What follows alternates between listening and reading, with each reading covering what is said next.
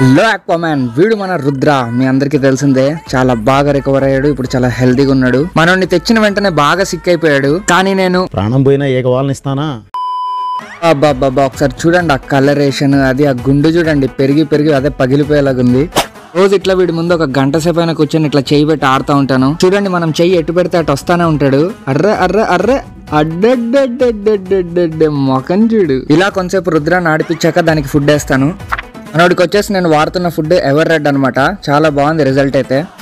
మూతలో ఇలా కొన్ని పెల్లెట్స్ వేసుకొని తినిపిస్తాను అనమాట 2 times డైలీ. చూడండి లోపల నుంచి ఎట్లా తినేద్దామని చూస్తున్నాడు. వీటిని వేసానో లేదో అన్ని ఒక్కటే దెబ్బకి ఎట్లా తినేస్తున్నాడు చూడండి. లేకలా తినకూడదురా, కొంచెం కొంచెం తినాలి. వాడు తింటున్నప్పుడు వాడి గుండు నీళ్ళ బయటే ఉంటది చూడండి. ఇది మన రుద్రగాడి ట్యాంక్ సెటప్. మీకు నచ్చిందా?